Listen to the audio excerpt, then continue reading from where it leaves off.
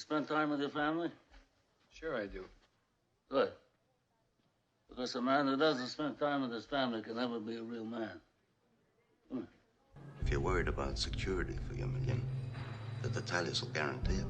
Oh, are you telling me that the Tatalias guarantee our investment? Wait a minute.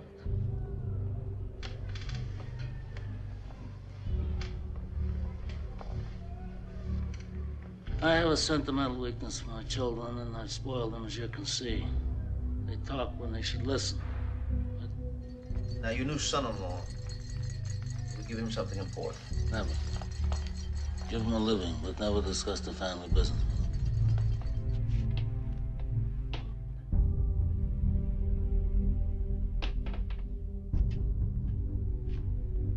him. That I cannot do. I'll give you anything you ask. We've known each other many years, but this is the first time you ever came to me for counsel, for help. I can't remember the last time that you invited me to your house for a cup of coffee. Even though my wife is godmother to your only child. But let's be frank, you never wanted my friendship. And you were afraid to be in my debt. I didn't want to get into trouble. I understand. You found paradise in America. Had a good trade, made a good living. Police protected you, and there were courts of law. You didn't need a friend like me. But now you come to me and you say, Don Corleone, give me justice. But you don't ask with respect. You don't offer friendship. You don't even think to call me Godfather.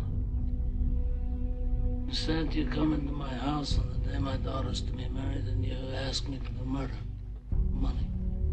I ask you for justice. That is not justice. Your daughter is still alive. Let him suffer then. She suffers. How much shall I pay? Buonasera. Buonasera. What have I ever done to make you treat me so disrespectfully?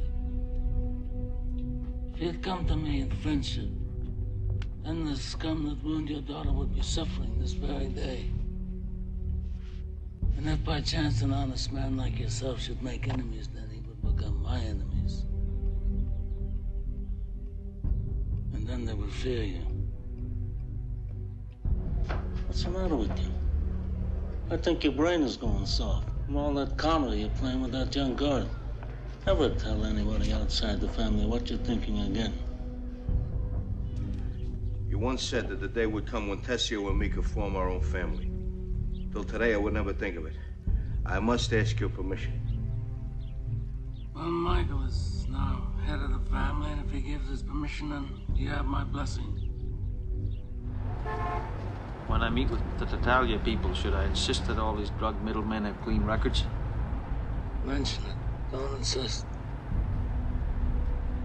Bazzini's the man who'll know that without being told. You mean Tatalia? Tatalia's a pimp. He never could have outfought Santino. But I didn't know until this day that it was Bazzini all along.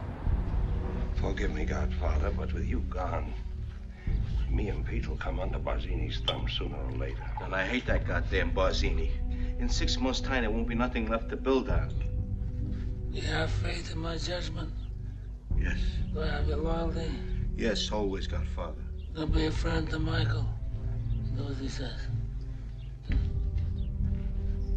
I spend my life trying not to be careless. Women and children can be careless, but not men. Now listen, whoever comes to you with this Barzini meeting, he's a traitor. Don't forget that. How did things ever get so far? I don't know. It was so unfortunate, so unnecessary. We're quits. And if Tatalia agrees, then I'm willing to let things go on the way they were before. We are all grateful to Don Corleone for calling this meeting. We all know him as a man of his word. A modest man, he'll always listen to reason. Yes, Don Barzini. He's too modest. He had all the judges and politicians in his pocket. He refused to share them. When did I ever refuse an accommodation? All of you know me here. When did I ever refuse? Except one time. And why? Because I believe this drug business is going to destroy us in the years to come.